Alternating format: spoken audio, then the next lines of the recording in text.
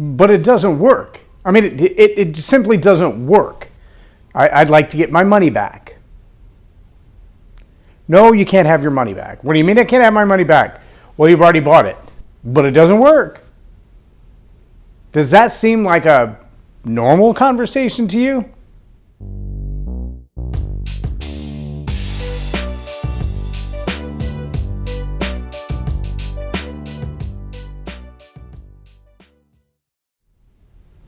I'm Loren Norris with Leading Leaders Podcast, and it was the conversation that I had just a few weeks ago when I stopped into a pawn shop where my son had found some microphones, and they're decent quality microphones and they're reasonably priced, and he had negotiated with the guy to begin with to get the price down a little bit better.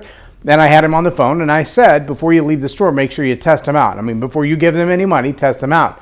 And they told my son, who's 20, you don't get to test them out. You can buy the warranty if you want to, so that if you leave here with them and they're broken, or you leave here with them and you have a problem, you have 30 days to bring them back and get 100% of your money back. You don't get the money of the warranty back, but you get your money back that you spent on them. But now that you put them on layaway, they're just yours. So about $500 worth of microphones on layaway, I go into the store and I say to the guy, before I finish paying for them, I'd like to test them. He said, you don't get to do that. I said, sure I do. I mean, if you have a warranty on them, then what you're saying is that you know for a fact that they work. He said, well, yeah, in theory. I said, no, it's not a theory. I mean, you warranty them because you believe they're going to work. And he says, well, they may or may not. I said, that's not how it works. Either you sell it because it works or you put it in the trash. But if it doesn't work, you don't sell it broken. And especially if you're going to sell it broken to someone who didn't think to get the warranty because they trusted that it worked. So I would like to test the microphones before I leave. Believe it or not, I had to get a store manager approval to test the merchandise to see if it even worked before I left. So I borrow one of the speakers off their counter. I plug it in. I kind of do this like every single weekend for the last 20 years. I know how to plug in a microphone and a speaker. And so I plug it in, and it's got a horrible buzz in it. And I said, there's a problem with that unit. He said, right, it's just feedback. I said, how could it be feedback? The mics are not even turned on. None of them even have batteries in them. He said, trust me, it's just feedback. I'm like, I'm not going to trust you.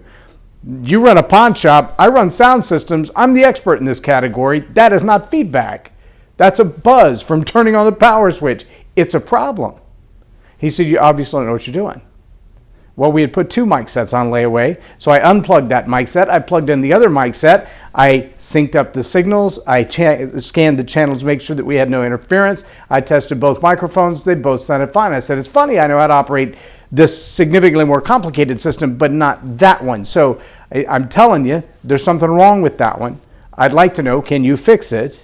Or can you simply take it off the layaway? He said, we can't take it off the layaway. I said, what do you mean you can't take it off the layaway? It's broken. He said, but you've already paid for it. No, that's what layaway is for.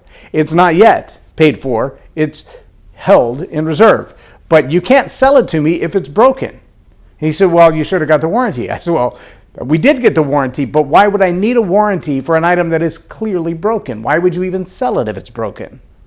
He said, well, if you're going to take it off the layaway, you have to pay the 10% restocking fee for us to put it back on the shelf.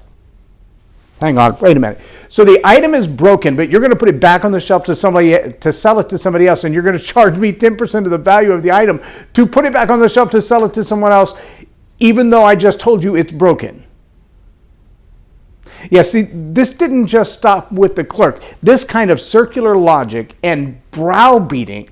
He said, look, you're going to lose money either way. You can either lose money in the warranty or you can lose money in the item. If you take it off a layaway, it's a 10% restocking fee. If you pay it out and then exchange it on the warranty, you get all your money back for the purchase, but you lose the money you paid for the warranty. I'm like, why should I have to buy a warranty on a broken item that you shouldn't be selling to begin with? This kind of logic went all the way to the store manager.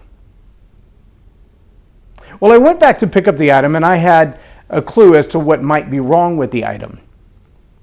So I took my own power supply from an identical system. And lo and behold, when I plugged in the right power supply to it, the buzz went away. All the microphones tested out right. We managed to negotiate the price just a little bit to begin with, but they wouldn't budge on it. When I picked up the item, I said, it's really ironic that you're going to sell an item that without my power supply is broken. Meaning, no one else who comes in here to purchase this merchandise, if I put it back on the shelf, no one else can make it work unless they know that's the problem. You don't have one. You don't know how to make it work, but you're perfectly willing to sell it broke. You're also not willing to negotiate the price. It's like, well, you already got the best price you're going to get on it. Listen, when it comes to leadership, customer service is right up there at the top. And you may not be from the old school where I am, that the customer is always right and even the wrong customer is sometimes right. But the reality is, if you know in full integrity that what you're trying to sell doesn't work, won't perform, isn't going to do the job that it's supposed to do, have at least enough integrity to admit that it won't, and don't sell it or get it repaired. Or if it's a service that you offer and it's not going to work for the customer in front of you, be honest and tell them, hey, listen, this is not going to work. This seems bizarre, but yes, I do this as a coach. Where there I have clients that come to me and say, hey, I'd like you to do X, Y, Z. And I just look at them and go, I'm probably not the right guy for that. I'm not the best in the world at that particular service. I won't help you write a speech that sells because that's not what I do. I'm not a speech writer. I'm a speech preparer coach. I train the person who's going to be on the platform how to be a better person at being on the platform. And great speeches come from that. In leadership, it's not just a matter of doing the right thing, but it's teaching the people around you to do the right thing as well. My experience with this particular pawn shop is absolutely horrible. I'm not going to mention the name of them yet because I want to send a nice little letter about some leadership training to their corporate headquarters, because what a joke. They seriously need some help. I also know that I'll be on my mind's watchful eye every time I walk in there, because they'll browbeat you to get the best price out of you, to sell you something broken and then not take it back.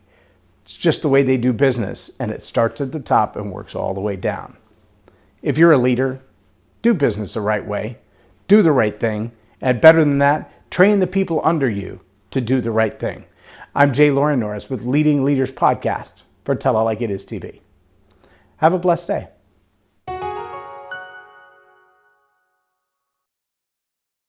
Leadership team. If attitude is going to have a deep impact on your business and bottom line, make it a positive attitude with a positive impact. Visit jlorennorris.com/attitude hack